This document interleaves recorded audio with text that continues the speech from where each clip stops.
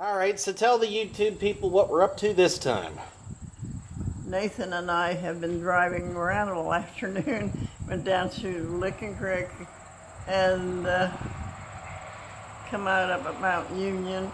Now here we are at the Longfellow Playground again. And of course Longfellow is where I used to live.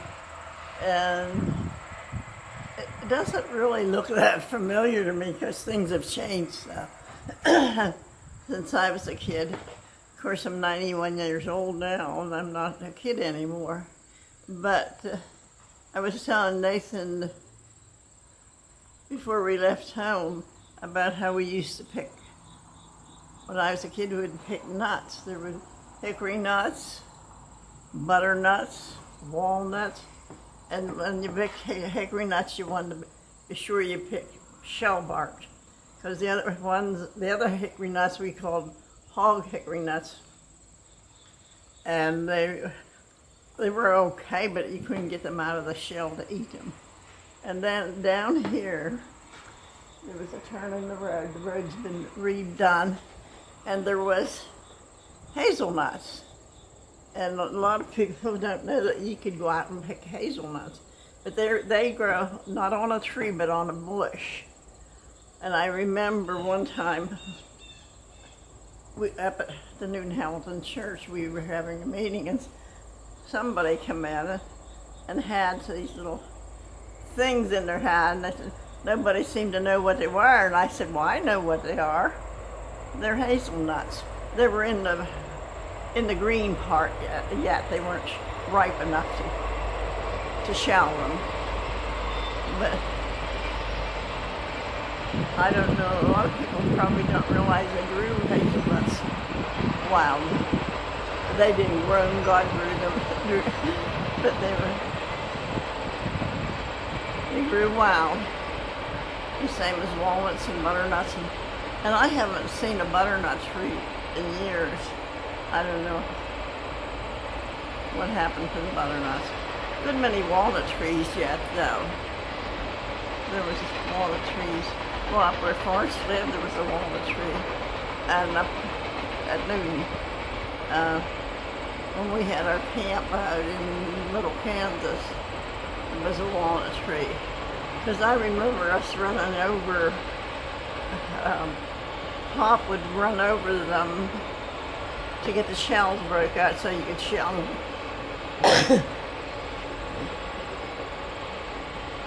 And we used walnuts. Black walnuts are very expensive if you buy them in the store. But we used to go out and pick our own. And to get the shell off of them, excuse me, I have a cough. My dad took a board, made a hole in it, and you laid the walnut in there and whacked it with a hammer, and that took the shell off of it. Most of the shell, not every bit of it. But those are just some of the things that we did when we were kids. When I was a kid, years ago, this was all forest, woods up in here. And there was trails, we could take a walk through the woods. Now, it's built up with houses and homes now.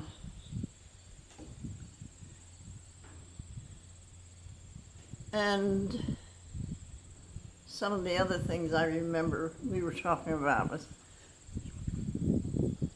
how if we were walking like down at Licking Creek Road, we drank water wherever we found it. We never worried about whether the water was tested or not. Like today when we were down at that fountain in Licking Creek, the one they remodeled that the CCC camp built. Anyhow, I drank that water without ever thinking about whether it was ever tested or not. But a lot of people wouldn't.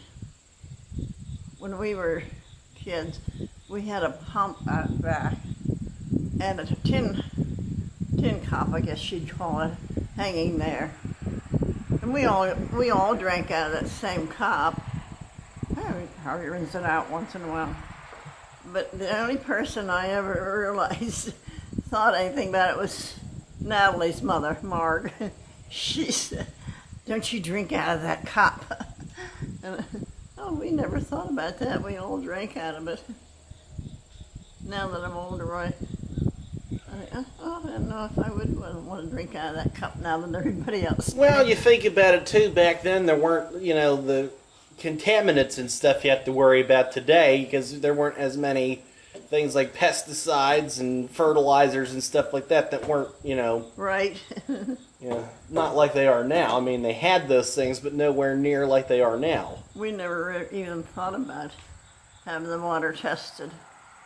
And if you were out in the woods taking a walk, you laid down your belly and drank out of the creek. And never gave it a thought. But there's a spring, I think we called it Cold Spring, but I think there's a house built up there by it now. If you drive up around here. And we'd say, let's take a walk up to the Cold Spring. I remember walking up there by myself one time, and I don't know if I was sitting up there or standing, and up in the woods, that was not unusual for us when we were kids to walk in the woods, and I heard this something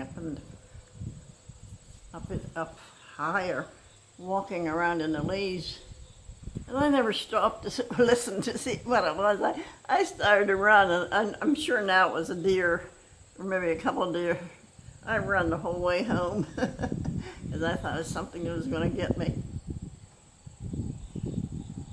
I don't remember ever seeing a bear in the woods.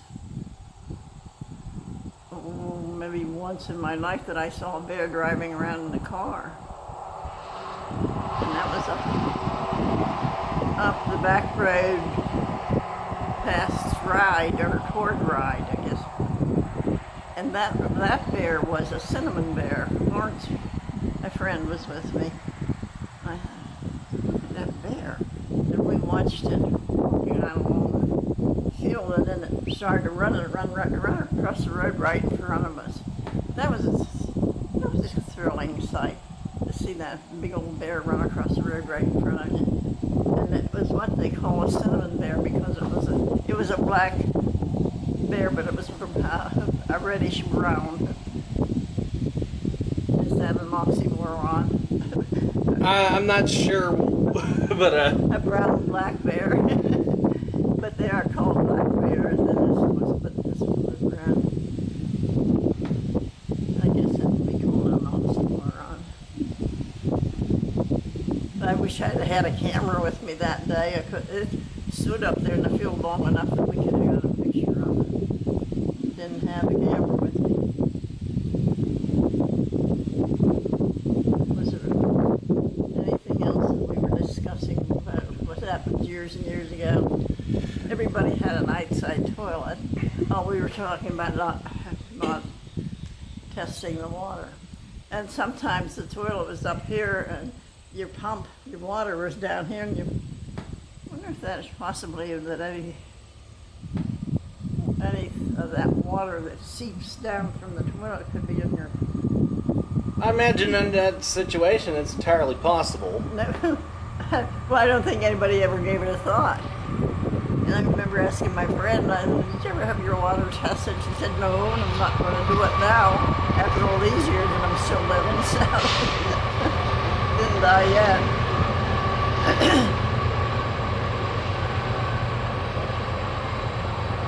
Nobody, when I was a child, hardly anybody ever had inside toilet and inside bathroom. Now, when they build a house, they have to have at least 2 or 3 bathrooms. I know my grandson has 4 bathrooms, 3 upstairs and 1 downstairs. Most people have at least 2 if you're building a new house. So the house that I lived in when I was a kid, it had the room. It had a little room. We used it to sleep in, but there was a bathroom there, but we never had it. Until later years, when my mother was ill and my sisters moved in there, they did put a bathroom in that house in. But it was a nice house. The inside woodwork was beautiful oak, and there was a nice white trimmed in green. But it had a porch, big porch, went halfway around the house.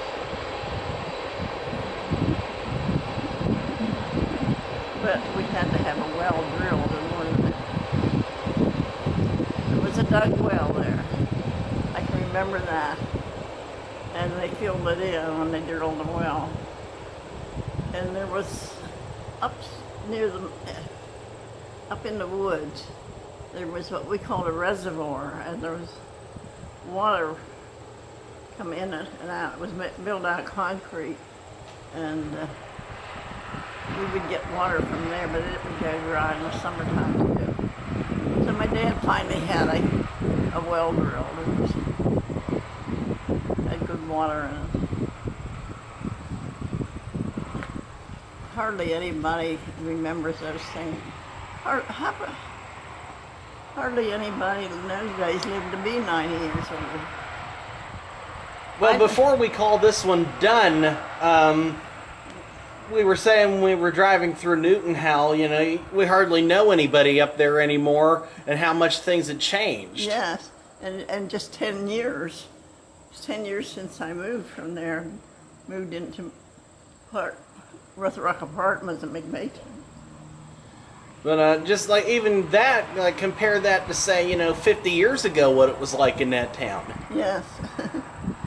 Like all the stuff that used to be there that's not there anymore. Things change.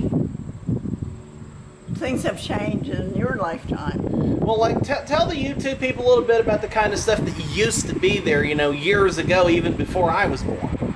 You mean at Newton Hamilton? Yeah, or just any small town, really. The house that we lived in up at Newton Hamilton had been built during the First World War, and there was a powder plant. They called it Powder Plant Hill, and they built these houses for the people who worked at the powder plant. And that's how old that house is. Nathan lives there now. When I moved to McBayton, I gave them the house.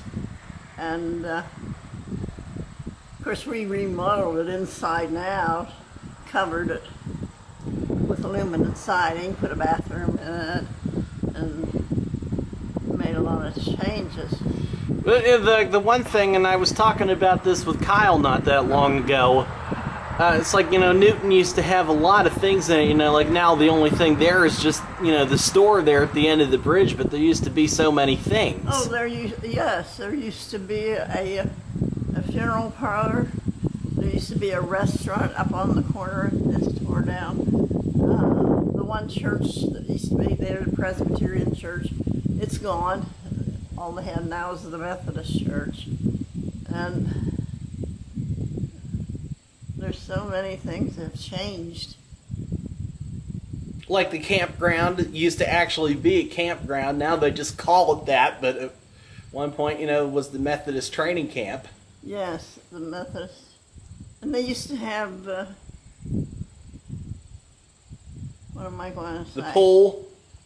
A swimming pool that was built by the Methodist training camp. And the pool itself is still there back in the woods, but it's it's not fit to use anymore. And people came from all over, and you could rent a cottage, and they had a preacher come and have what's the word I'm trying to think?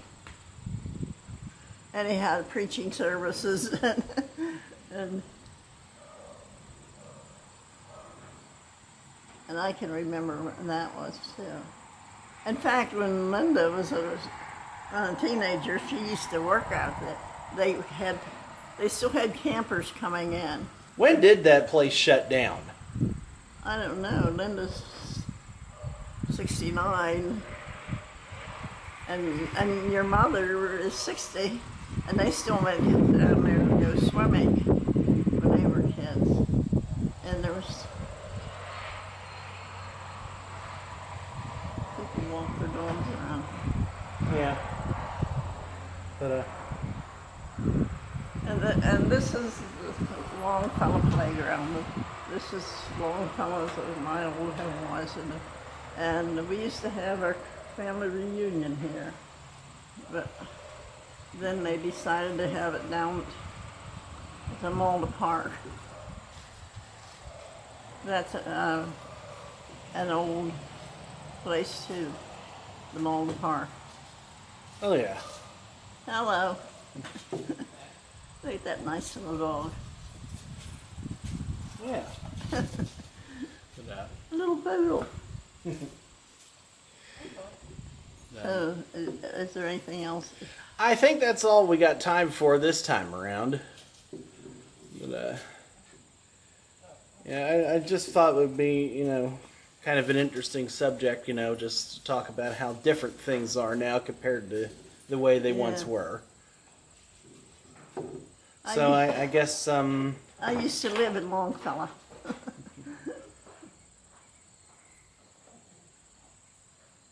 It's not a town. it's a place. It's a place in the road.